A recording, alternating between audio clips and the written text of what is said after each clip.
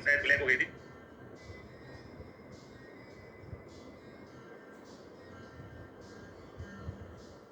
तो ध्रुवना चतुर्णा सन्निध्यात गर्भस्य विधि पूर्व का ऋतु क्षेत्र अंबु बीजा नाम सम्यक के साथ अंकुरो यथा। ठीक है, तो गर्भ संभव सामग्री यानी कि जैसे हमें सपोज फसल है, फसल उगानी होती है, तो फसल उगाने के लिए अपन को क्या चाहिए होता है? ऋतु। कौन सी ऋतु चाहिए होती है? जलवायु, वर्षा ऋतु चाहिए होती है, बारिश में फसलें उगती हैं। फिर हमें क्षेत्र यानी कि जुता हुआ खेत चाहिए होता है। फिर हमें अंबु यानी कि पानी का सोर्स चाहिए होता है ना, और बीज है ना, जो अंकुर के लिए बीज चाहिए होता है, रोपने के लिए है ना, बीजारोपण करना होता है। तो इस प्रकार से फसल की उत्पत्ति होती है। उसी प्रकार से जो गर्भ है, गर्भ की उत्पत्ति के लिए 4 चीजों की आवश्यकता होती है। एक तो 4 चीजों में एक है जो है ऋतु, यानी ऋतुकाल होना चाहिए। मेंस्ट्रुअल जो है अपने ऋतुकाल पढ़ा था, गर्भाधान योग काल योग जो है ऋतुकाल योग कहलाता है। क्षेत्र यानी कि जो जहाँ पर कंसीव करना है, यूट्रस जिसे हम कह सकते हैं, गर्भाशय, उसमें कोई प्रॉब्लम नहीं होना चाहिए है ना, टॉर्च वगैरह कोई डिसीज नहीं होना चाहिए। अंबु का मतलब है पोषण है ना, प्रेगनेंसी कंसीव करने और उसको मिसकैरेज ना हो जाए, अबॉर्शन ना हो जाए, उसके लिए अच्छी डाइट की जरूरत होती है अंबु। और बीज का मतलब है जो स्पर्म है ना, उसका आकार, उसका साइज, उसकी मोटिलिटी, उसकी नेक्रोसिटी है ना, ये सब चीजें सही होना चाहिए। तो इस प्रकार से ये 4 चीजों को गर्भ संभव सामग्री कहते हैं है ना। सुस्त शारीर में इनका वर्णन किया गया है। तो 2 क्वेश्चन यहाँ बनते हैं कि गर्भ संभव सामग्री कितनी होती है? तो ध्रुवण चतुर्ण आचार होती है। किस आचार्य ने बताई है? तो आचार्य सुश्रुत ने बताई। निम्नलिखित में कौन सी शामिल है, कौन सा नहीं है, वैसा क्वेश्चन बनाया जा सकता है। ये 2 क्वेश्चन बनेंगे।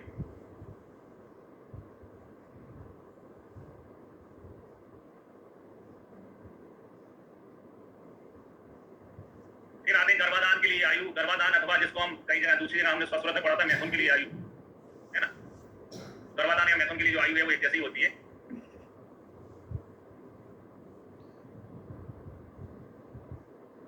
पुरुष के लिए अष्टांग निर्णयकार बताते हैं 20 साल, स्त्री में के लिए बताते हैं 16 वर्ष। तो पुरुष में इन्हें जो है एज घटाई है, जबकि सुश्रुत और अष्टांग संग्रहकार यानी वृद्ध भागवत जो है वो एक जैसा बताते हैं 25 वर्ष। तो एक कहावत है, जैसे हमारे बुजुर्ग कहते हैं कि बुजुर्ग लोगों का क्या निर्देश था कि भाई ब्रह्मचर्य का पालन करना चाहिए। तो ब्रह्मचर्य 25 साल तक होता है, तो 25 साल तक मैथुन नहीं करना चाहिए। तो ये लोग ब्रह्मचर्य कंसेप्ट को फॉलो कर रहे हैं, ब्रह्मचर्य का पालन कराना है ना, पालन करने के लिए कर रहे हैं। यानी कि पुरुष को तो 25 साल तक सूत्र का धारण करना चाहिए। अब बात आती है स्त्रियों की। तो स्त्रियों में जो रज की उत्पत्ति होती है वो लिखा रहती है 12 वर्ष में लिखा रहता है।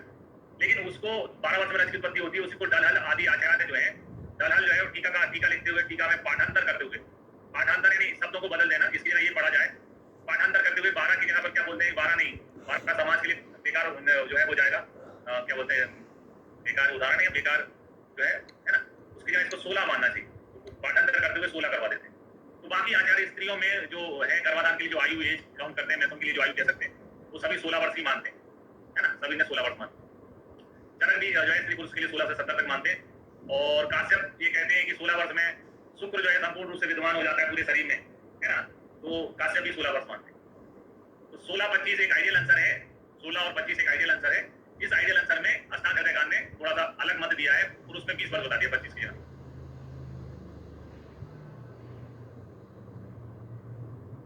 अष्टांग हृदयकांड ने थोड़ा सा अलग डिफरेंट व्यू दिया है ना, उन्होंने 25 की जगह कितना बताया? 20 बताया।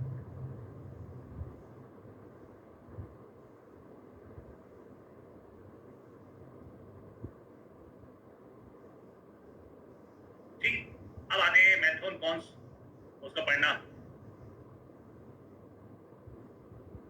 तो पुत्र प्राप्ति के लिए बताया है कि 4ठी, 6ठी, 8वीं, 10वीं, 12वीं रात्रि में, पूर्व रात्रि में मैथुन करना चाहिए पुत्र प्राप्ति के लिए। पुत्री के लिए बताया 5वीं, 7वीं, 9वीं और 12वीं पूर्व रात्रि में मैथुन करना चाहिए। यानी पुत्र यानी कि जो मेल संतान है उसकी प्राप्ति के लिए सम रात्रियों में मैथुन करना चाहिए, और पुत्रियों के लिए जो है पुत्री प्राप्ति के लिए विषम रात्रियों में मैथुन करना चाहिए। कन्या जो होते हैं वो अपन ऑड नंबर में बुलाते हैं, जैसे 9 कन्याओं का पूजन कराते हैं, कन्याओं के लिए ऑड नंबर होता है। फिर मैथुन का निषिद्ध आचार्य सुश्रुत और अष्टांग हृदय ने प्रथम 3 दिन मना किया हुआ है, क्योंकि रजस्राव होता है 3 दिन तक है ना। प्रथम 3 दिन क्या होता है? रजस्राव होता है, इसलिए रजस्राव होने का निषिद्ध है, मना है। 13वां एक फैक्टर अनलकी जैसा फैक्टर होता है, 13वीं है ना, मर जाने पर होती है 13वीं कब होती है? मर जाने को। 13 एक अनलकी नंबर माना जाता है। तो 13वीं रात्रि में भी मना किया हुआ है सुश्रुत ने, पहले 3 दिन और 13वीं रात्रि। अष्टांग संग्रह ने, नाम में क्या है? संग्रह, संग्रह यानी कि इन्हें कुछ संग्रह कर रखा है, कलेक्शन कर लिया, 11वीं रात्रि और जुड़ गई इसमें, एक्स्ट्रा संग्रह कर रखा है, एक्स्ट्रा संग्रह 11वीं रात्रि और जुड़ गई इसमें, बाकी तो सुसुप्त पहले बता देते। तेरह मैथुन में त्याज स्त्री अति बाला अति वृद्धा धीर रोगी नाम अन्य व विकारेण उपसृष्टाम वर्जेत, यानी कि अपने से कम आयु वाली बाला स्त्री, अपने से अधिक आयु वाली वृद्ध स्त्री, कोई स्त्री कल मत आना, है ना, अति बाला अति वृद्ध और दीर्घकालिक रोग यानी जो लंबी बीमारी है ना से ग्रसित हो, ऐसी स्त्री के साथ जो है मैथुन ना करें। मैथुन के योग्य स्त्री के लिए लिखा है चरक में, अतुल गोत्रा प्रस्याम चा प्राहष्टाम निरुपद्रावाम शुद्ध स्नाता प्रजित नारी नारी पत्यार्थी निरामय, यानी कि जो अतुल गोत्र वाली स्त्री है, जो समान गोत्र वाली तो भाई बहन माने जाते हैं, अगर किसी का गोत्र मैच कर गया तो भाई बहन काउंट होते हैं, तो उसके यहाँ असमान गोत्र वाली प्रसिद्ध जो बाजीगर के लक्षण जिसमें है समाहित होते हैं, ऐसा प्राष्टा यानी कामातुर निरुपद्रव यानी रोग रहित और रजोधर्म के पश्चात जो शुद्ध निस्नाता स्त्री है वो मैथुन की योग मानी जाती है। थोड़ा बहुत ये अतुल गोत्रा शब्द ध्यान रखना है ना, चैप्टर भी है अतुल गोत्री सारी अध्याय। गर्भाधान की विधि है ना, गर्भाधान की विधि में लिखा है कि स्त्री से उत्तान अवस्था में मैथुन, सुपाइन पोजीशन बोलते हैं, मिशनरी पोजीशन कहते हैं, तो उत्तान अवस्था में मैथुन जो है सर्व उपयुक्त दोष रहित होता है। तो उत्तान अवस्था में मैथुन जो है वो क्या होता है, उत्तान उत्तम, उत्तान विधि उत्तम विधि होती है ना, उत्तान उत्तम उत्तान उत्तम।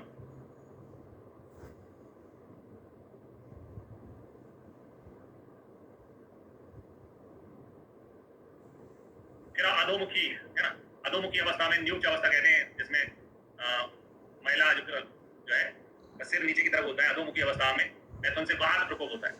तो अधो मार्ग यानी जो अधो मार्ग गमन करने वाली जो चीज है, अधो मार्ग गमन करने वाली चीज हमारे शरीर में क्या होती है, बात होती है, बात हमारे शरीर में अधो मार्ग से निकलती है, तो बात प्रकोपित होता है, जिससे योनि में वेदना और योनि रोग होने की संभावना है। फिर स्त्री से दक्षिण पास अवस्था में मैथुन करने से कफ प्रकोपित होता है और गर्भाशय मुख को बंद कर देता है। तो दक्षिण पास अवस्था में मैथुन करने से दायां हिस्सा जो होता है, दायां यानी कि जो हमारे शरीर का दायां भाग होता है वो मेल के लिए माना जाता है। ऐसे ही पूजा पाठ हो रही है तो मेल को दायां साइड बिठाते हैं और फीमेल को बाएं साइड बिठाते हैं। तो दाएं साइड जो है वो मेल के लिए है, तो मेल में क्या होता है, कफ होता है, शुक्र होता है, सौम्यता रहती है, तो कफ का प्रकोप होगा दक्षिण पास में मैथुन करने से, है ना, और गर्भाशय मुख को बंद कर देता है। बायां हिस्सा जो है वो एक प्रकार से बायां साइड जो है, लेफ्ट साइड जो होता है वो फीमेल डोमिनेट मानी जाती है, तो इसमें पित्त प्रकोपित होता है वाम पास अवस्था में मैथुन करने से, जो कि शुक्र को विदग्ध कर देता है। अधोमुखी अवस्था में मैथुन करने से बात प्रकोपित होती है। उत्तान अवस्था में मैथुन करने से सर्वदोष रहित होती है, मतलब उत्तम होती है। दक्षिण पास में मैथुन करने से कफ प्रकोपित होता है और वाम पास में मैथुन करने से पित्त प्रकोपित होता है।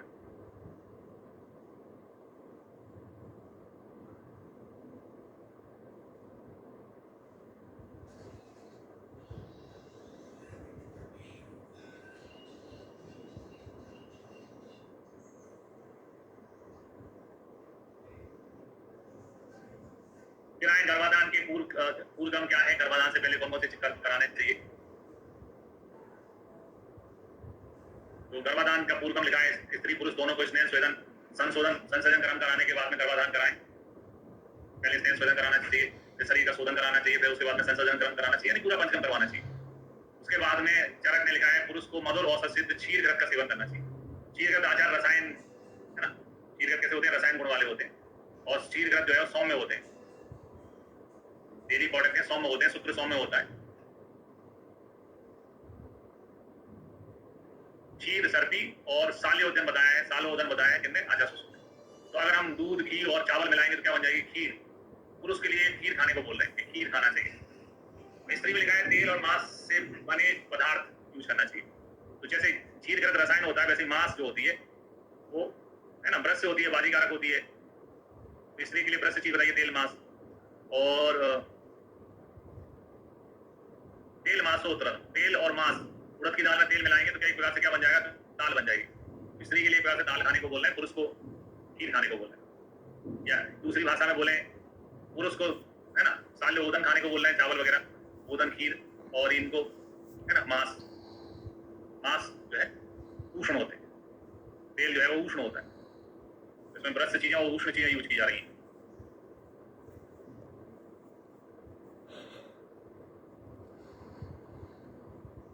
फिर आए पुत्यष्टि यज्ञ। चरक ने पुत्यष्टि यज्ञ या काश्यप ने ऋत्विक पुत्यष्टि यज्ञ का विधान बताया है।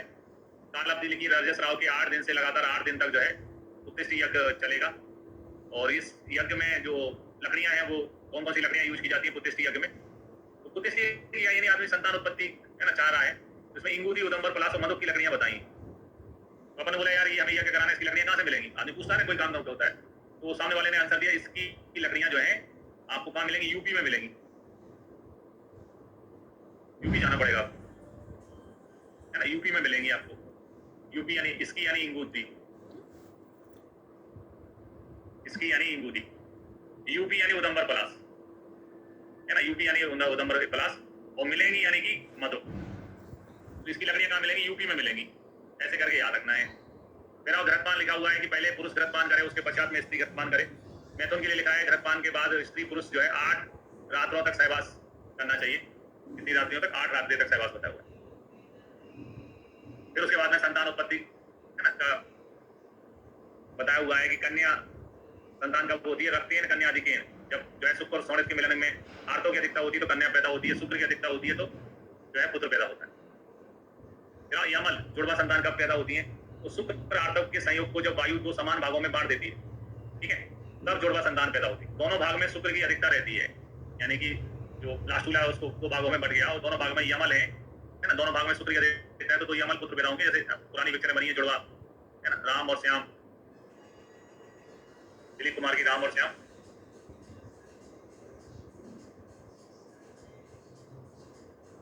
सलमान खान की जुड़वा, और दोनों भाग में आर्थिक की अधिकता रहती है, तो आर्थिक की अधिकता होने पे दोनों में यमल संतानें कन्या संतानें पैदा होती है। पुरानी पिक्चर है सीता और गीता,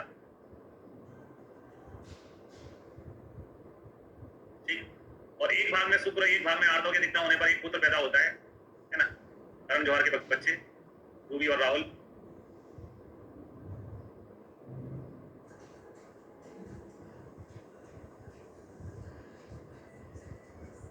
ठीक है, भागवत भी ये लिखते हैं शुक्रस्य बहुल्यो जायते पुमान, शुक्र सौणित के मिलन के समय शुक्र की अधिकता होती है तो पुरुष संतान यानी पुत्र पैदा होता है, और रक्त की अधिकता होती है तो कन्या संतान पैदा होती है, और दोनों की मात्रा साम में होती है 50-50 होती है तो 50-50 यानी नपुंसक पैदा होता है। दोनों इक्वल क्वांटिटी में रहते हैं, 50-50 में नपुंसक पैदा होता है।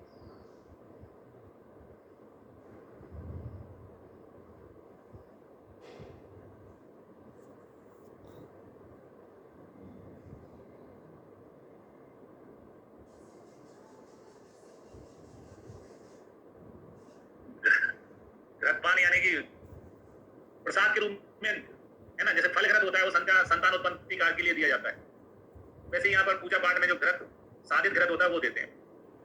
घी इंटेक करने को बोलेंगे घृतपान।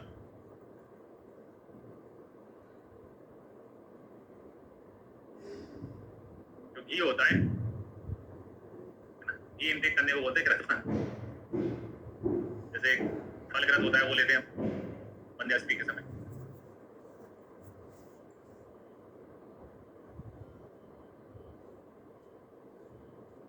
ठीक है, इसके बाद में आते हैं पुंसवन में। पुंसवन कर्म में देखते हैं, पुंसवन कर्म के लिखा है पुमान सुयते अनेनिति कर्मणा इति पुंसवन, जिस विधि के प्रयोग से गर्भ को पोलिंग कर दिया जाता है उसे पुंसवन कहते हैं। पुरुष पुंसवन संस्कार काल जो है वो बताया चक्रवाणी ने 2 महीने। तो जैसे ही जो है प्रेगनेंसी कंसीव होती है और गर्भ की अगर मासानुमासिक चर्या देखते हैं तो प्रथम महीने में बोलते हैं कलल उत्पन्न होता है, दूसरे महीने में पिंड पेशी अर्बुद हो जाते हैं। पिंड पेशी अर्बुद जब दूसरे महीने में हो जाते हैं तो तय हो जाता है कि कौन सी संतान पैदा होनी है। इसलिए चक्रवाणी ने बोला कि 2 महीने से पहले कर लोगे तो ठीक है, उसके बाद में तो तय हो जाना है कि कौन सी संतान होना है। तो चक्रवाणी 2 महीने में कराने को बोलते हैं पुंसवन संस्कार है ना। चरक ने लिखा है भावों के व्यक्त होने से पहले, प्राव्यक्ति भावात, यानी भावों के व्यक्त होने से, यानी कि जो व्यक्ति जब प्रेगनेंसी कंसीव करता है तो शरीर में चेंजेस आते हैं और फिर पता चलता है कि मैं प्रेग्नेंट हूँ, तो वो आने से पहले प्राव्यक्ति भावात है ना। सुश्रुत ने कहा है लब्ध गर्भा, जैसे ही आप प्रेगनेंसी कंसीव करो वैसे ही आपको पुंसवन करा लेना चाहिए। तो लब्ध गर्भा से याद रखना कि सुश्रुत जो है वो सर्जन है। सर्जन जो है वो जब भी कोई इमरजेंसी आती है तो हमेशा सर्जन इमरजेंसी आने पर उपलब्ध हो जाता है। उपलब्ध ऑन कॉल हमेशा बुला सकते हो आप सर्जन को, उपलब्ध है ना। सुश्रुत हमेशा उपलब्ध हो जाते हैं लब्ध गर्भा सुश्रुत है ना।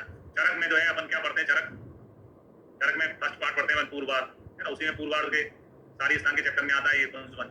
पूर्वार्ध से पूर्वार्ध प्राग व्यक्ति भावार्थ जो है वो चरक का है।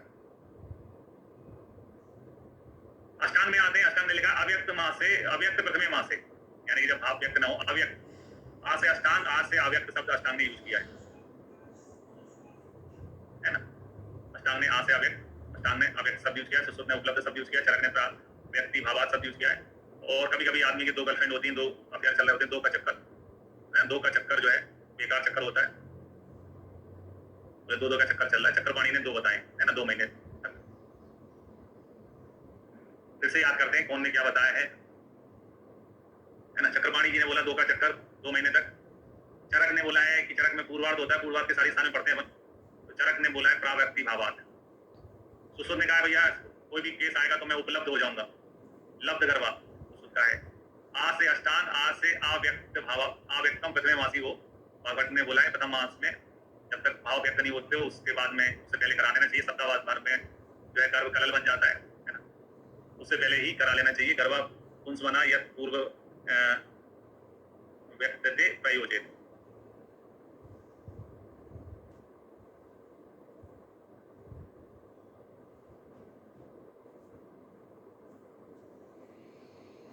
चरक में पुंसवन की जो विधियां हैं उनकी चर्चा करते हैं। चरक में जो पुंसवन की विधियां हैं वो 5 बताई गई हैं, 5 विधियां बताएंगे पुंसवन कर्म की। पहली विधि में आते हैं तो पहली विधि में लिखा है गौशाला में उत्पन्न नियोगाद या बरगद वृक्ष की उत्या या पूर्व मुख वाली 2 सुंग। तो जो बरगद अपन देखते हैं ना, बरगद का जो वृक्ष रहता है उसकी जो पत्तियां होती हैं बरगद की, सपोज ऐसी पत्तियां हैं, ऐसी पत्तियां हैं बरगद की। तो बरगद की पत्तियां जहां लगी होती हैं वहां पर लाल कलर का ऐसा सुंग निकलता है, रेडिश कलर का।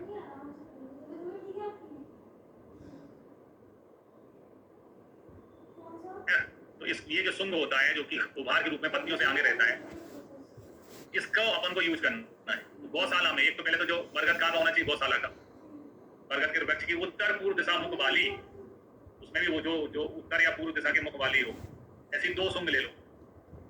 2 धान्य मास यानी उड़द के दाने ले लो, और 2 जो है गौर सरसव यानी सफेद सरसों के दाने ले लो। तो इनको दही में पीस के पुष्प नक्षत्र में बांध कर लो,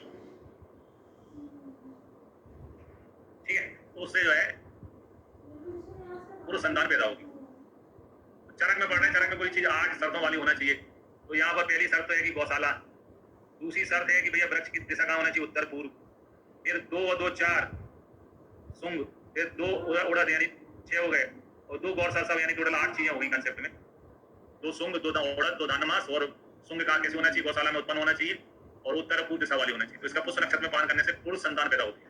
पूरी तरह से ये जो है अनाज बेस्ड एक पुंसवन बताया, अनाज पे आधारित है, सरसों और ये। दूसरा बताया उन्हें पुष्प नक्षत्र में साली पिष्ट चावल को जो है साली पिष्ट चावल को पानी में पकाए, उससे जो भाप निकले उसे स्त्री सूंघे।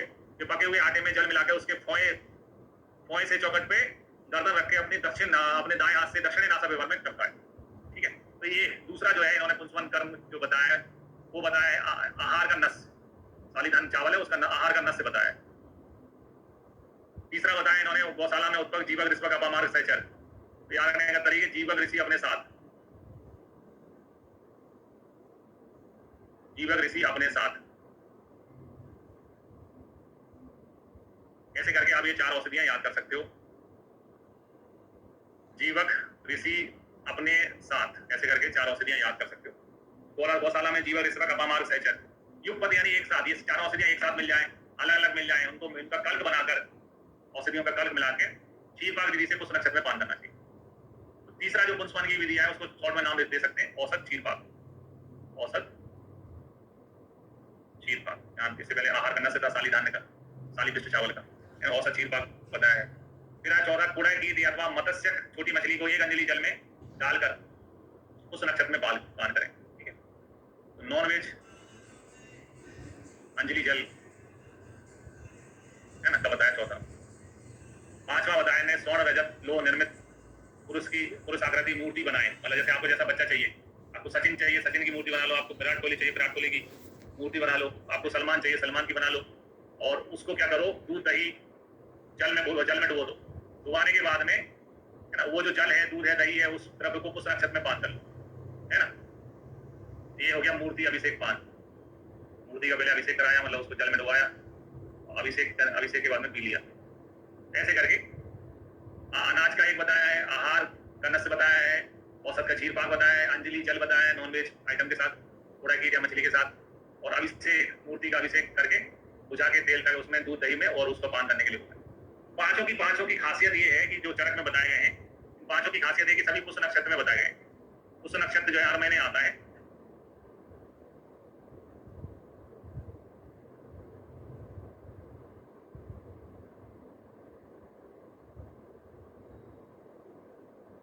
तो चरकोक्त सभी पुंसवन कर्म जो है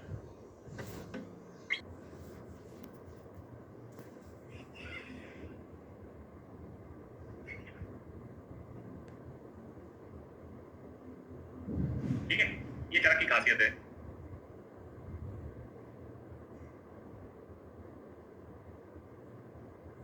इसके बाद में आते हैं आचार्य सुश्रुत में।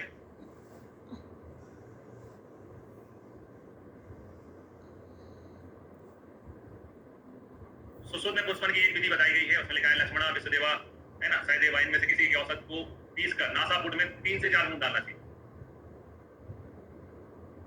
पुरुष के लिए दक्षिण नासापुट में, और मतलब है ना, पुत्र के लिए दक्षिण नासापुट में और स्त्री के लिए वाम नासापुट में। तो इनका जो पुंसवन है वो पुरुष संतान नहीं है, इनका पुंसवन इच्छित संतान है। आपकी किसकी इच्छा है? आप चाहे तो मेरे का लड़का पैदा हो तो दक्षिण नासापुट में लाओ, आप चाहे तो हमारे लड़की पैदा हो तो वाम नासापुट। तीसरा जो पुंसवन की विधि है उसको शॉर्ट में नाम दे सकते हैं औसत क्षीरपाक। औसत क्षीरपाक, इससे पहले आहार का नस्य था साली धान्य का, साली पिष्ट चावल का, औसत क्षीरपाक बताया है। फिर 14 कुड़य की दी अथवा मत्स्य छोटी मछली को एक अंजलि जल, फिर 14 कुड़य की दी अथवा मत्स्य छोटी मछली को एक अंजलि जल में डालकर उस नक्षत्र में पान करें। ठीक है, नॉन वेज अंजलि जल है ना, का बताया चौथा। पांचवा बताया ने स्वर्ण रजत लोह निर्मित पुरुष आकृति मूर्ति बनाए, मतलब जैसे आपको जैसा बच्चा चाहिए, आपको सचिन चाहिए सचिन की मूर्ति बना लो, आपको विराट कोहली चाहिए विराट कोहली की मूर्ति बना लो, आपको सलमान चाहिए सलमान की बना लो, और उसको क्या करो, दूध दही जल में डुबो दो। डुबाने के बाद में है ना, वो जो जल है, दूध है, दही है, उस द्रव्य को उस नक्षत्र में पान कर लो, है ना। ये हो गया मूर्ति अभिषेक पान। मूर्ति का पहले अभिषेक कराया, मतलब उसको जल में डुबाया, अभिषेक के बाद में पी लिया। ऐसे करके अनाज का एक बताया है, आहार का नस्य बताया है, औसत का क्षीर पाक बताया है, अंजलि जल बताया है नॉनवेज आइटम के साथ, थोड़ा कीट या मछली के साथ, और अभिषेक मूर्ति का अभिषेक करके बुझा के तेल का उसमें दूध दही में और उसको पान करने के लिए। पांचों की खासियत ये है कि जो चरक में बताए गए हैं, पांचों की खासियत है कि सभी पुष्य नक्षत्र में बताए गए हैं। पुष्य नक्षत्र जो है हर महीने आता है।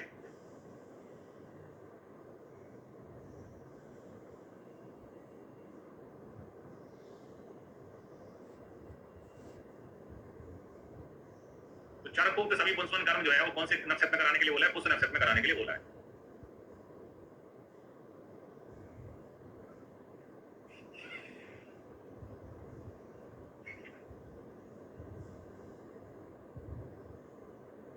ठीक है, ये चरक की खासियत है।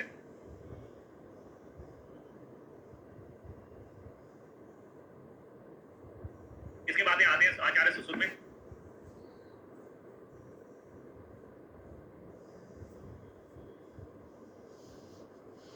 सुश्रुत में पुष्पन की एक विधि बताई गई है, उसमें लिखा है लक्ष्मणा विश्वदेवा, है ना, सहदेवा, इनमें से किसी के औसत को पीस कर नासापुट में 3 से 4 बूंद डालना चाहिए। पुरुष के लिए दक्षिण नासापुट में, और मतलब है ना, पुत्र के लिए दक्षिण नासापुट में और स्त्री के लिए वाम नासापुट में। तो इनका जो पुंसवन है वो पुरुष संतान नहीं है, इनका पुंसवन इच्छित संतान है। आपकी किसकी इच्छा है? आप चाहे तो मेरे का लड़का पैदा हो तो दक्षिण नासापुट में लाओ, आप चाहे तो हमारे लड़की पैदा हो तो वाम नासापुट में डालो। एक तो इच्छित संतान का नस्य बताया। दूसरा, बड़े विश्व देवता लक्ष्मण साथ, ये फॉर्मूला ध्यान रखना है। बड़े विश्व देवता लक्ष्मण साथ, उनके साथ दीपक ऋषि थे, इनके साथ लक्ष्मण आए। बड़े यानी कि अपन ने वट सुन को बड़े बोल दिया, बड़े नहीं है छोटे भी। विश्व देवता विश्वदेवा, लक्ष्मण यानी लक्ष्मणा, साध यानी सहदेव। ठीक है, तो ये आचार्य सुश्रुत का पुंसवन है। भागवत में आते हैं, भागवत को नकल करने वाले हैं, जहां आदमी नकल करता है वहां कुछ ना कुछ अपने मन से भी जोड़ देता है। तो यहाँ पर 5 विधियां है ना पुंसवन की बताई है। देखते हैं चरक और सुश्रुत में से क्या भिन्न है। तो एक तो बताया ने स्वर्ण रजत और लोह, इनकी मूर्ति बनाकर पुरुष आकृति प्रतिमा बना के अग्नि में लाल तप्त करके दूध में, तो चरक में 3 ऑप्शन थे, दूध, दही और जल। यहाँ पर एक ही ऑप्शन बचा। देखो व्यवहारिक चीज, व्यवहारिक अंतर बताया है ना। लोग माथा खाते होंगे, अरे वो मैंने मूर्ति बनाई थी विराट कोहली की, वो तो बन गई है, अब उसको बताओ पानी में बुझाएंगे तो क्या होगा, पानी में दूध में बुझाएंगे तो गोरा पैदा होगा, पानी में बुझाएंगे तो काला पैदा होगा बच्चा। तो दूध, दही और जल था। जिन्होंने अरे यार कितना माथा खाते हो, दूध में कर लो, एक ही ऑप्शन दे दिया, दूध में बुझाना है। कितना पीना, पूरा 1 लीटर दूध पीना, 2 लीटर पीना, बोले इतना दूध का यूज नहीं करना, 1 अंजलि दूध, 1 अंजलि मात्रा में पुष्प नक्षत्र में पान करें, मात्रा भी घटा दी, 1 अंजलि बताइए। व्यवहारिक आंसर दे दिया भागवत ने, जो वहां पर नहीं थे, है ना। फिर आओ जीवक ऋषि अपने साथ ही फॉर्मूला था। तो यहाँ पर अपामार्ग के 2 होते हैं, एक लाल कलर का अपामार्ग होता है, रक्त अपामार्ग होता है, एक श्वेत अपामार्ग होता है। तो यहाँ पर अपामार्ग में गौर दंड अपामार्ग यूज करने के लिए बोला है, गौर दंड अपामार्ग का यूज करने के लिए बोला है। युगपत अलग अलग 2 या 2 या 3 या 4 को एक साथ किए। फिर तीसरा लिखा है श्वेत बहती मूल, है ना, ये नहीं होता है, बा से भागवत, बा से बहती मूल, बा से भागवत, बा से बहती मूल, है ना। इतना सारा नकल करने के बाद मैंने खुद का एक बताया कि भागवत ने लिखा है श्वेत बहती मूल को ले लो, दूध में पीस कर पुत्र के लिए जो है दक्षिण नासापुर में, और है ना कन्या के लिए जो है वाम नासापुर में डाले। तो ये कॉपी पेस्ट नहीं है, इनकी न्यू है, इनकी मौलिकता है ना। इससे पहले नकल चल रही थी। फिर लिखा है लक्ष्मणा के मूल को दूध में पीस कर, लक्ष्मणा का प्रयोग सुसु ने भी बताया, पीस कर मुख्य नासा से पीने से पुत्र की उत्पत्ति होती है। फिर आओ चरक में लिखा था कि गौशाला में दक्षिण, उत्तर और पूर्व दिशा वाली 2 सुंग, फिर 2 धान्य मास, फिर 2 उड़द, इनको मिला के, ठीक है। फिर तो उसमें बहुत शिकायतें हुई, बोले यार जब धान में, जब घर में धान्य होती तो सरसों नहीं होता है, सरसों होता है तो बरसुम नहीं मिलता, बरसुम पैदा होता है तो उत्तर पूर्व में नहीं होता है, उत्तर पूर्व में होता है तो गौशाला का नहीं होता है, करें तो क्या करें। उन्होंने कहा एक काम करो, छोड़ो सब ये फालतू की चीजें, बट ले लो 8। कोई पूछे किसने बताया, चरक ने, बोले नहीं अष्टांग ने बताया, अष्टांग ने 8 सुंग बताए हैं। इनको दूध के साथ पीस कर मुख या नासा के साथ पीने से पुत्र की उत्पत्ति होती है ना, पुत्र की उत्पत्ति होती है।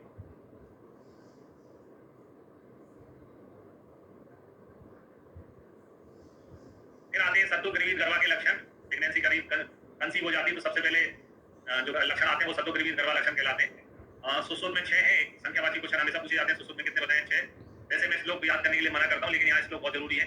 श्रमो गिलानी पिपासा शक्ति सदनम सुप्त सोने तनुबंधा स्पूर्णम चाहिए होने, यानी कि जब प्रेगनेंसी कंसीव होती है तो जो महिला है उसको श्रम यानी थकावट महसूस होती है, गिलानी महसूस होती है, प्यास बहुत लगती है, शक्ति सदन यानी जो जंघाएं होती हैं वो उनमें से भारीपन लगता है, सुप्त सोने तनुबंध हो जाता है, योनि में स्फुरण जो है स्फुरण होता है।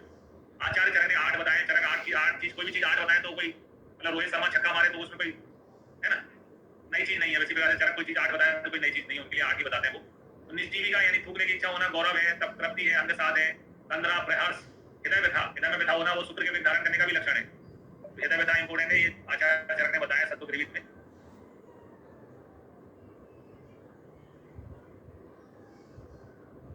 ठीक है, और योनि द्वारा बीज ग्रहण करना ऐसे बताए हुए 8।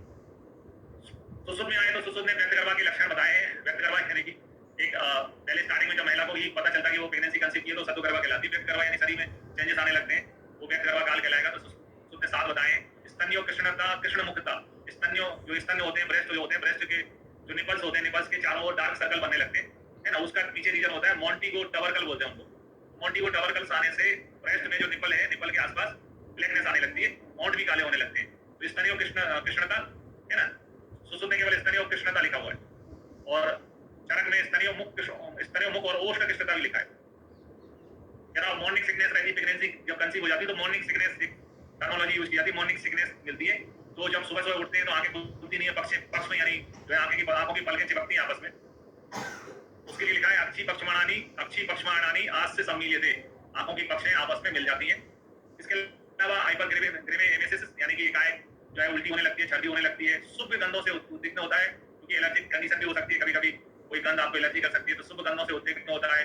प्रसेक यानी मुंह में से लार ज्यादा आती है, क्योंकि कम हाइपरटॉपी होता है जिसको प्रेगनेंसी ट्यूमर कहते हैं, तो लार बहुत आती है। अंग साथ यानी कि शरीर में भारीपन फील होता है, और रोम राजी की उत्पत्ति हो जाना। रोम राजी यानी जो एक वर्टिकल लाइन बनती है जो है उधर में, वो आ जाती है। तो इस प्रकार से सुसुप्त ने 7 लक्षण बताए व्यक्त गर्भा के। चरक ने इन 7 के अलावा 7 और बताए, मतलब ये जो 7 हैं इसके अलावा 7 और बताए तो टोटल 14 हो जाते हैं।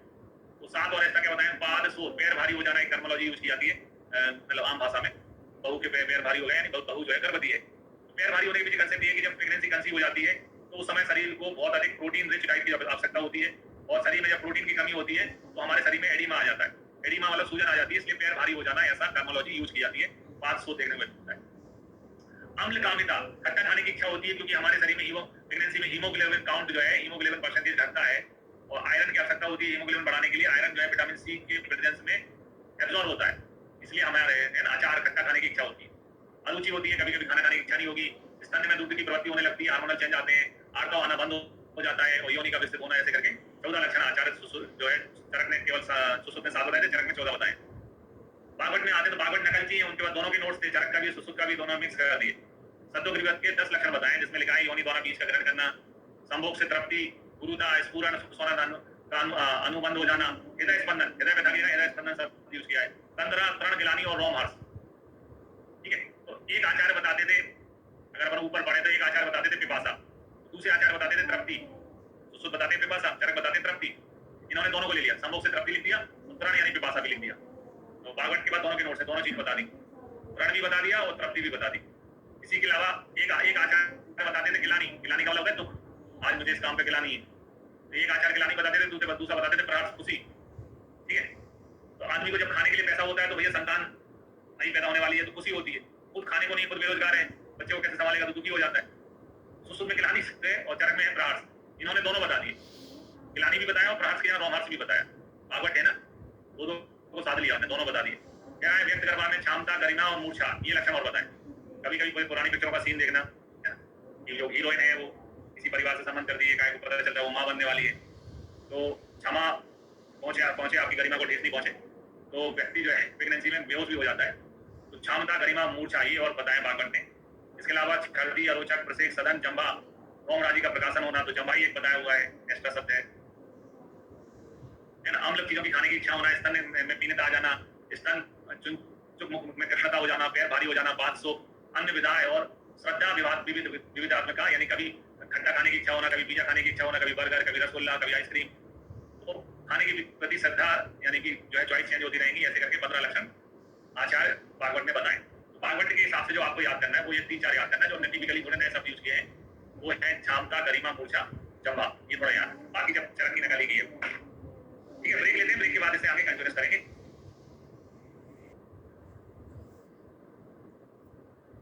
अब हम देखने वाले हैं गर्भोदक भाव, जो कि संख्या में होते हैं 6 हैं, ऑप्शन बहुत हैं, एग्जाम में क्वेश्चन पूछे जाते हैं। इन 6 भागों को 2 वर्गों में बांटा जा सकता है, एक होते हैं मुख्य भाव और एक होते हैं पोषक भाव। जो मुख्य भाव होते हैं वो 4 होते हैं, कौन कौन से? उनमें आते हैं आत्मज भाव, जिनकी संख्या है 22, चरक संहिता पढ़ते हैं उसमें आत्मा के लक्षण भी कितने बताए गए हैं, 22। सत्वज भाव, सत्व कहते हैं मन को, मन की करोगे जब 18 साल के हो पाओगे, 18 साल के में मन के बाद में कानून न होने मन की कर सकते हो, उससे पहले माँ बाप के हिसाब से चलना पड़ता है। सत्वज 18, मात्रज 20 है ना, माता पिता में से माता डबल रोल करती है बच्चों के लिए है ना, पिता की तुलना में, तो पितृज भाव 10 है, मात्रज भाव 20 है। काश्यप ने इनमें से कुछ कम बताए हैं, संख्या मात्रज भावों की संख्या काश्यप में 15 बताई गई है। फिर और रस, जैसा कि हम जानते हैं संख्या में रस 6 होते हैं, रसज भाव 6 हैं। और अष्टांग में परिभाषा है कि 2 साम्य आरोग्यता है ना।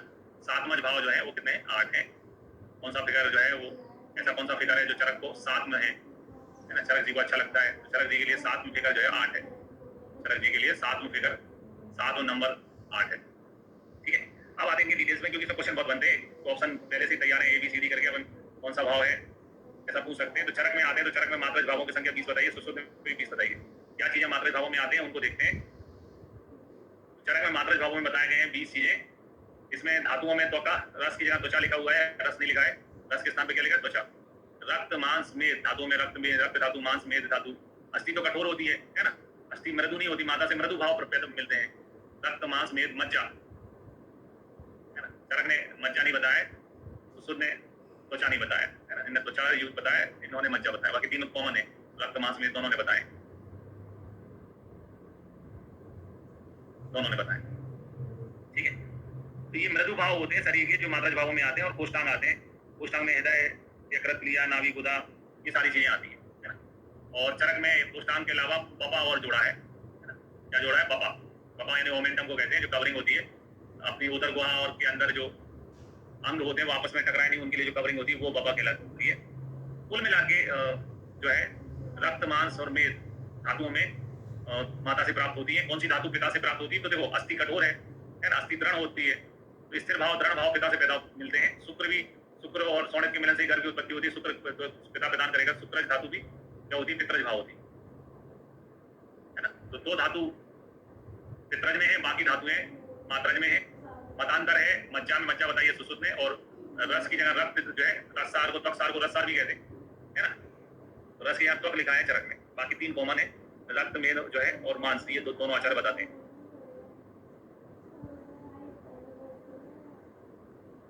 फिर आते पितरज भाव जो है वो 10 होते हैं। पिता से अस्थि शुक्र धमनी शिरा स्नायु नख दंत केश लोम श्रम सूर्य प्राप्त होते हैं, है ना। ये सभी क्या होते हैं? स्थिर भाव होते हैं। अस्थि शुक्र धमनी शिरा स्नायु नख दंत केश लोम श्रम सूर्य प्राप्त होते हैं, है ना। ये सभी क्या होते हैं? स्थिर भाव होते हैं। माता से बच्चे को मृदु भाव प्राप्त होते हैं और पिता से स्थिर भाव प्राप्त होते हैं। पिता का व्यवहार हमेशा बच्चों के प्रति स्थिर रहता है ना। तो ये तो अस्थि के योग धातु है, मतलब ये सब चीजें अस्थि से ही बनती हैं। ये सब चीजें कैसे बनती है? अस्थि से ही बनती हैं। नख है, दंत है, केश है, लोम है, श्रमसु है। याद रखना इसको इंपॉर्टेंट है। धमनी शिरा स्नायु, इस प्रकार से कहते हैं कि माता बच्चों को पालती है। पालन करना किसका काम होता है? माता का। बच्चों के लिए पोषण की व्यवस्था करना, कमा के खिलाना, वो किसका काम है? पिता का। पिता का काम होता है पोषण प्रदान करना बच्चों को। पालना माता का रहता है, बच्चे का काम पोषण देना पिता का रहता है। उसी प्रकार से शिरा धमनी ये जो है वो, है ना, ग्लूकोज और ऑक्सीजन देती है अपने शरीर को। तो पोषण जो है शिरा धमनी से मिलता है। इस प्रकार याद हो जाएंगे। और जब स्नायु कठोर हो जाते हैं, मातवा जो है ना, सिराओं मतलब सिराओं के जो पाक होते हैं उनसे ही बनते हैं स्नायु। तो धमनी शिरा स्नायु जो है वो पित्तज भावों में आते हैं।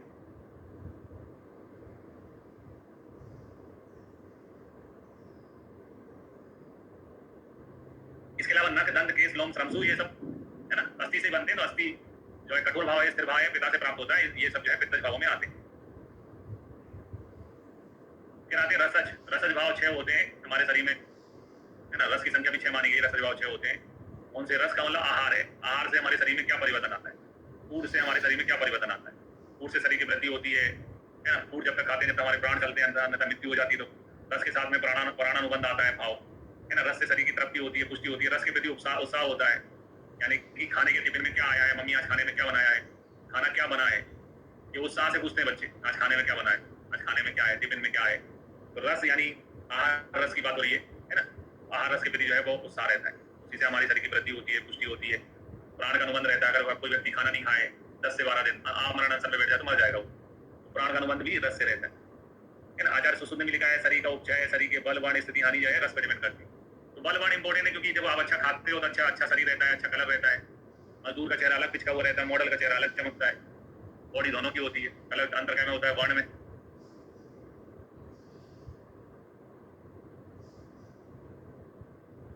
फिर और सातवां भाव 8 होते हैं। कौन कौन से होते हैं, है ना। सातवां की परिभाषा एक अपन पढ़ते हैं, रोगस्तु दोष वैषम्य।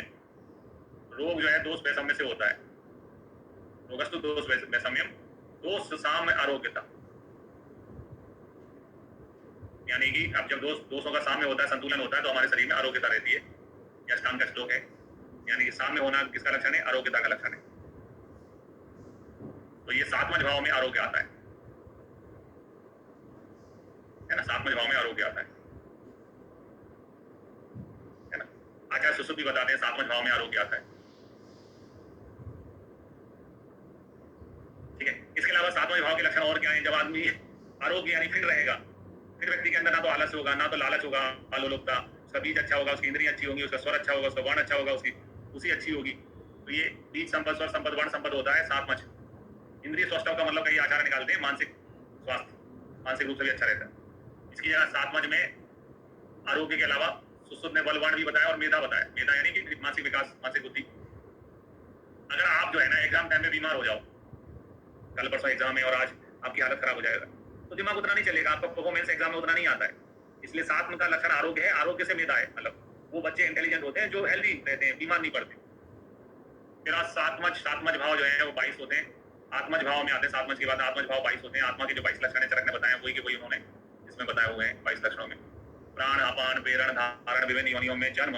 मन सत्वज भाव नहीं होता, मन जो है आत्मज भाव है। मन बहुत इंपॉर्टेंट है, मन आत्मज भाव में आता है, सत्वज में नहीं आता है। इंद्रियां, आयु इंपॉर्टेंट है। आयु जो है आत्मज में, जब तक शरीर में आत्मा रहती है आयु रहती है। आत्मज्ञान, सुख, इच्छा, द्वेष, इनको तो आत्मगुण कहते हैं। प्रश्न, अहंकार, चेतना, धृति, स्मृति इंपॉर्टेंट है ना। अब आत्मा से ईश्वर को याद करो। द्वेष है, स्मृति द्वेष थोड़ा कॉमन है, स्मृति द्वेष दोनों में आते हैं, है ना। स्मृति द्वैत दोनों में आते हैं, आत्मज में भी आते हैं और सत्वज में भी आते हैं। द्वेष की ऐसी कहानी है कि मुझे तो है ना नॉनवेज खाने वालों से मन से द्वेष है, आत्मा से द्वेष है ना, मैं मन से याद करता हूँ, आत्मा से याद करता हूँ। स्मृति द्वेष जो है वो दोनों में आते हैं। इसी प्रकार उत्साह, मन में भी उत्साह रहता है। इस बार तो IPL जो है राजस्थान रॉयल जीतेगी, मेरे को बहुत उत्साह है। उत्साह उत्साह सत्वज भाव में है, उत्साह सत्वज में भी रहता है। उत्साह जो है अपन ने खाने के प्रति भी पढ़ा था। उत्साह जो है रसज भाव में भी आता है। इस प्रकार से उत्साह दोनों में है, रसज में भी है और सत्वज में भी है। मन में भी उत्साह होता है और जो है खाने के प्रति भी उत्साह होता है, रसज में भी है और मन में भी है। इसके अलावा दो कॉमन हो गए है ना, द्वेष स्मृति दोनों में आते हैं। वर्ण स्वर्ण आकृति विशेष आते हैं आत्मज में। सत्वज 18 होते हैं, 18 के बाद में आपकी मन की कर्तव्य मन की चलेगी, उससे पहले माँ बाप की चलेगी। कानूनन रूप से 18 साल के बाद में आप जो चाहो कर सकते हो, मन की चलेगी आपकी, सत्व की चलेगी 18 के बाद। फिर भक्ति, सील, सोच, मार्दव, तंद्रा, भय, क्रोध, शोक, मोह, मात्सर्य है ना, ये सब सत्वज भाव है। त्याग है, गंभीर है, अनवस्थित, तीक्ष्णता, ये सारी चीजें सत्वज भाव में आते हैं। और सुसुध ने मन जो सात्विक मन के जो गुण बताए वही जो है सात्वज भाव बोले, तो अलग से वर्णन नहीं है सुसुध में। आत्मज में इंद्रियां, ज्ञान, विज्ञान, आयु आता है, सुख दुख आता है, तो आयु जो है आत्मज भाव है, ध्यान रखना है। इसमें बहुत सारे क्वेश्चन बनते हैं, उत्साह का बनता है, बलवान का बनता है, क्योंकि बलवान 2 में आते हैं, रसज में, सात्वज में आते हैं। ठीक है, क्वेश्चन बहुत बनते हैं, हर साल कोई ना कोई क्वेश्चन इनमें से आता है। जोड़े बनाने के रूप में, बोलेंगे के रूप में भी क्वेश्चन पूछे जा सकते हैं।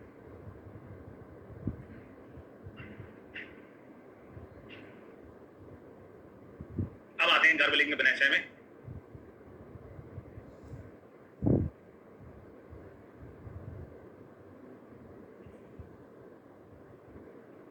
ठीक है, कन्या संतान पैदा होगी तो उसके क्या लक्षण बताएं आचार्य चरक ने, और पुत्र संतान पैदा होने वाली होगी तो उसके क्या लक्षण बताएं आचार्य सुश्रुत ने, उसको देखते हैं। तो कन्या संतान पैदा होने वाली होगी तो वाम अंग में चेष्टा होती है, चरक बताते हैं। पुरुष अर्थानी, स्त्री ये चाहती है कि भैया पुरुष उसके साथ में रहे, है ना। जैसे अभी अपन ने देखा विराट और अनुष्का के खेल में, मतलब अभी अनुष्का क्या चाह रही थी कि भैया विराट कोहली ने बहुत सारे टेस्ट मैच मिस करे, ठीक है, टेस्ट मैच मिस करे, है ना, और अनुष्का को प्रेगनेंसी में उसका साथ दिया। तो ऐसा होता है, पुरुष आत्मी स्त्री रहती है। फिर स्त्री के वाम भाग में उभार होता है व्रत गर्भा नाचा, जो गर्भ होता है वो व्रताकार नहीं होता। व्रत का मतलब होता है गोल चक्कर, है ना, गोल चक्कर लगाते हैं लड़के। चक्कर कौन लगाते हैं? वैसा लड़के लगाते हैं। तो अगर गर्भ जो है वृत्ताकार नहीं होगा, मतलब गोलाकार नहीं होगा। गोलाकार होना है मतलब जैसे यहाँ पर आएगा मंडला, परिगर्भेच परिमंडले, तो वो पुत्र संतान उत्पत्ति का घोतक होता है। महिला का जो एक्सटर्नल बोलोमेंट होता है, यानी बाहर से जो महिला का पेट दिखता है निकला हुआ, वो गोलाकार नहीं होता है कन्या संतान पैदा होने पर। व्रत गर्भा नाचा, और वाम भाग में गर्भ की वाम स्तन में दुग्ध की प्रवृत्ति होती है। फिर आया आचार्य सुश्रुत ने चूंकि पुत्र के लक्षण बताए तो दक्षिण भाग अंगों में चेष्टा बताई है, दक्षिण स्तन में दुग्ध की प्रवृत्ति बताई है, पुरुषवाचक प्रश्न चीजों में दोहदया बताई है ना। पुरुषवाचक चीजें मतलब कैसे?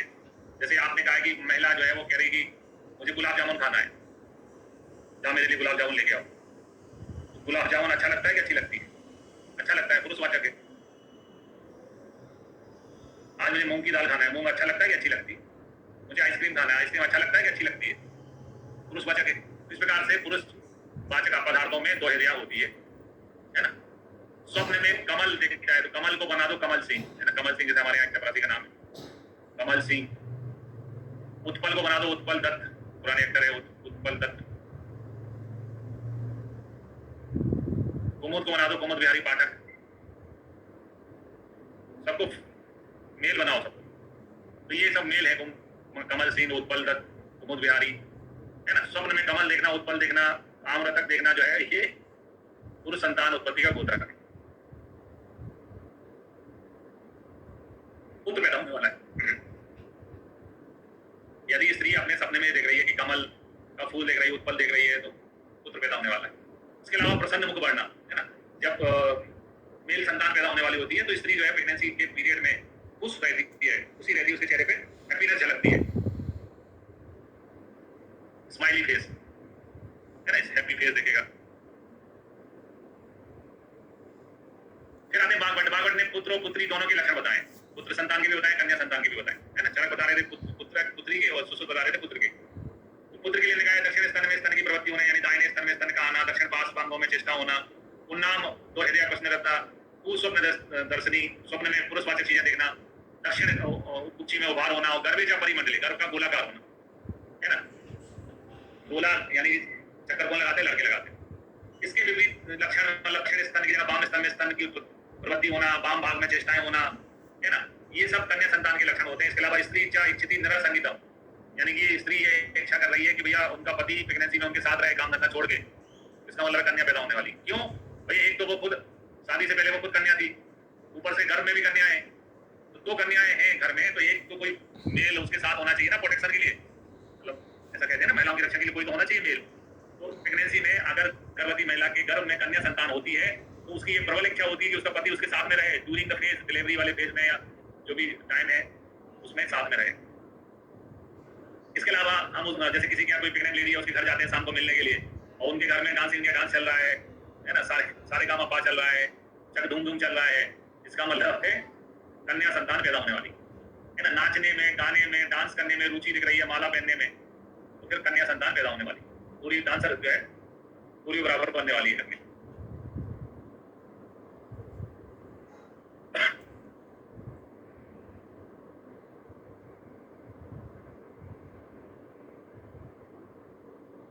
संख्या कौन सी, देखो माँ और बाप में से बच्चे बाप की तुलना में माँ को डबल प्यार करते हैं, डबल प्यार, बच्चे माँ को डबल प्यार करते हैं। रस होते हैं 6, सात में है 8 नंबर से रखो। आत्मा के लक्षण जो है वो बताए गए हैं 22। सत्य यानी मन की करोगे आप 18 की उम्र में, उससे पहले माँ बाप की चलती है। जब तक कानून वैक्स नहीं हो जाते तब तक माँ बाप की चलती है, सिंपल फंडे हैं। माँ और बाप में बच्चों से पूछोगे बेटा किसको प्यार करते हो, तो माँ को डबल प्यार करते हैं। माँ का फिगर डबल है 20 है, पिता का फिगर 10 है। रस होते हैं 6, 7 में फिगर है चरक के लिए 8, आत्मा के लक्षण है 22, मन की करोगे 18 साल। ठीक है,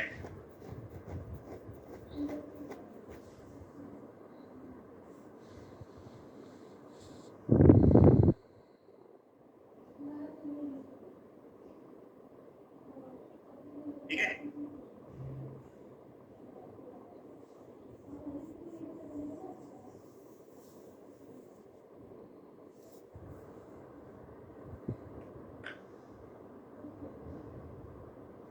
स्वप्न दर्शनी यानी स्वप्न में पुरुषवाचक चीजें दिखती है। घोड़ा अच्छा लगता है कि अच्छी लगती है, घोड़ा अच्छा लगता है, पुरुष में सपने में घोड़े देखना, मतलब शेर देखना, इसमें भी जो चीजें पुरुषवाचक है वो चीजें वो सपने में दिखती है। इसके बाद में आते हैं काश्यप ने बताया गिलोय यानी कि प्रेगनेंसी कंसीव हो गई और कंसीव होने पर स्त्री की योनि से गिलोय के समान तंत्री वर्ण का पिच्छल स्राव निकलता है, तो समझ लो कि उनके यहाँ पुत्र पैदा होने वाला है। तो गिलोय को बोलते हैं Amrita, Amrita is girl. Girl का हो गया है स्राव, बह गई मतलब तो क्या बचा, क्या बचा, पुत्र। ऐसा याद करना है, मतलब याद करने के फंडे। किंसुक के समान स्राव होगा, तो किंसुक कहते हैं पलाश को, पलाश के फूल अभी खिलते हैं ना, फूल पलाश को कहते हैं। पलाश बॉय का नाम, लड़के का। इसका हो गया स्राव यानी पलाश बह गया, योनि मार्ग से बाहर बह गया, मिसकैरेज हो गया उसका पलाश का। तो क्या बचा, पुत्री बची। लड़का लड़की थे योनि में, उनमें से एक बह गया, एक बचा। ये याद करने के फंडे हैं। तो गिलोय अगर लिखा है गिलोय चली गई शरीर में से, अमृता चली गई, अमृता लड़कियों का नाम होता है, अमृता चली गई योनि में से बह गई, स्राव निकल गया, तो पुत्र पैदा होगा। और किंसुक लड़के का नाम है, किंसुक पलाश का पर्याय होता है, पलाश लड़का है, लड़का बह गया, उसका स्राव निकल गया उसके समान, तो क्या बचा शरीर में, पुत्री बची।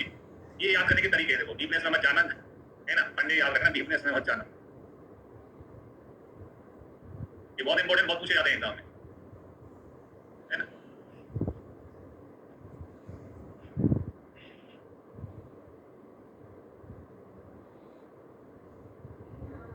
तो कई चीजें ना मैं समझने के हिसाब से नहीं पढ़ाता हूँ, मैं इसके हिसाब से पढ़ाता हूँ कि एग्जाम में जब क्वेश्चन आ जाए और आपसे पूछा जाए तो क्या चीज है जो आपको रिमाइंड करा देगी कि मैं ऐसा पढ़ के आई थी और इसका आंसर ये है, ना कि मैं प्रैक्टिकली चीजें आपको बोलूंगी ऐसा होने पर ऐसा होता है वैसा होता है। वो चीजें उस आस्पेक्ट में मैं नहीं जाता, क्योंकि अल्टीमेटली अभी अपन को एग्जाम क्रैक करना है।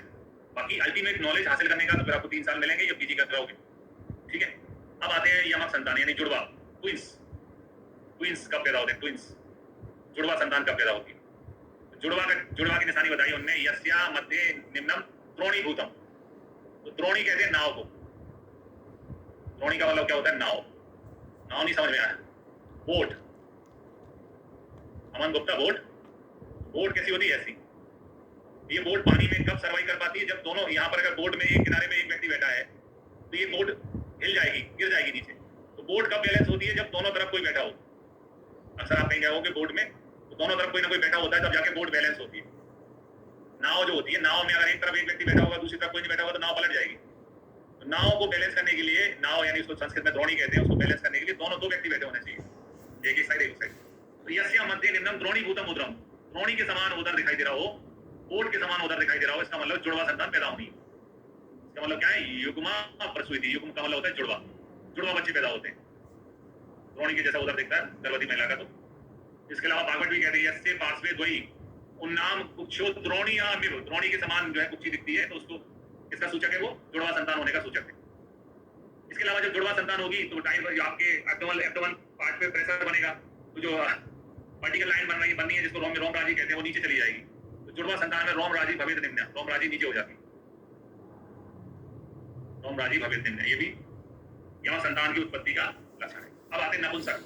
नपुंसक में पार्श्वद्वयी उन्नतम पुरकाम निर्गतम उदरम प्राग भी हितम तस्य नपुंसकम, है ना। इसका मतलब ये है कि इसमें नपुंसक जब पैदा होने वाले होते हैं तो उल्टा हिस्सा होता है, उल्टा होता है, किनारे उन्नत होते हैं और बीच वाला हिस्सा दबा रहता है ना, उल्टी नाव हो जाती, मतलब नाव का उल्टापन आ जाता है ना। क्लीब संतान, क्लीब तक संक्रे तक मध्य कुक्षी समुन्नतम, मध्य में कुक्षी उठी हुई रहती है, ये उठी हुई है मध्य में, और जो है किनारों पे दबी हुई है, यहाँ पर दबी हुई है। ऐसे ऐसा कुक्षी दिखाई देना यानी कि नपुंसक पैदा होने वाला। नाव को उल्टा कर दो तो नपुंसक, है ना। ये नाव जो है ऐसी थी, इसको उल्टी कर दो तो नपुंसक पैदा होने वाला है। नपुंसक नाक की कुंसी, इनफर्टाइल चाइल्ड।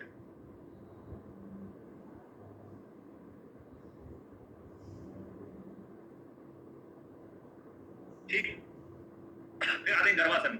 गर्भासन में लिखा है कि आहु अभिमुख से थे गर्भो गर्भाशयो स्त्रियों सा योनि शीर्षाम याति स्वभाव प्रसव, यानी गर्भासन में जो प्रसव होता है वो सिर से होता है, बच्चे का सिर बाहर आता है पहले योनि से। चरक कहते हैं गर्भस्तु खलु माता पृष्ठाभिमुख ऊर्ध्वश्रा, है ना। माता की तरफ पीठ होती है बच्चे की, है ना, पीठ मुख करके रहता है बच्चा, और ऊर्ध्वशिरा रहती है, यानी बच्चे का जो प्लेसेंटा है वो गर्भाशय के कौन से हिस्से से जुड़ा रहता है? तो ऊपरी हिस्से से जुड़ा रहता है। अगर निचले हिस्से से जुड़ेगा तो नीचे की तरफ सरक आएगा, मिसकैरेज हो जाएगा, है ना। ऊर्ध्वशिरा यानी कि अपरा जो है, प्लेसेंटा जो है, वो गर्भाशय के ऊपरी भाग से जुड़ा रहता है, ऊपरी भाग से जुड़ा रहता है, मध्य भाग से जुड़ा रहता है, नीचे भाग से जुड़ा रहता है। ये क्वेश्चन पूछा जाता है, ऊपरी भाग से जुड़ा रहता है। फिर गर्भ का पोषण माता की रसवा नाड़ी के उपस्नेह उपस्वेद से आता है। तो चरक में उपस्नेह भी है, उपस्वेद भी है चरक में। और सुसुद में माता प्रारंभ काल में माता की रसवा नाड़ी के उपस्नेह से आता है, यानी सुसुद में स्वेद नहीं बताया गया। क्यों? अगर अपन शल्य चिकित्सक के गुण पढ़ेंगे तो उसमें आता है ना, उसको पसीना आने आए। शल्य चिकित्सक के गुण में आता है कि भैया आसमो सौर्यम आसुक्रिया तीक्ष्णम शस्त्र तीक्ष्णम आस स्वेदम आविविदु। शल्य चिकित्सक को पसीना नहीं आना चाहिए, पसीना आएगा तो पसीने से इन्फेक्शन है, इन्फेक्शन बच्चे को चला जाता है। इस कंसेप्ट को दिमाग में रखते हुए ध्यान रखना कि शल्य चिकित्सक को पसीना नहीं आना चाहिए, तो शल्य चिकित्सक जो बच्चे के बारे में बताएगा उसमें भी उपस्वेद नहीं आएगा, है ना। सुसुद ने उपस्वेद शब्द का प्रयोग नहीं किया है। फिर गर्भ का पोषण कैसे होता है? केदारी कुल्यान न्याय के अनुसार बताया है। इस प्रकार क्यारियां जो पास में होती हैं उसमें पानी ज्यादा जाता है, और दूर दूर में होती है उनमें पानी कम जाता है। उसी प्रकार से गर्भ का भी पोषण होता है, ऐसा सुसुद बताते हैं, महाप्रकाश उसका समर्थन करते हैं, है ना। जो पहले बताएगा वो जो है समर्थक प्रवर्तक कहलाएगा, जो बाद में बताएगा वो समर्थक कहलाएगा। सुसुद इसके प्रवर्तक है, केदारी कुल्यान न्याय के, और ये समर्थक है महाप्रकाश।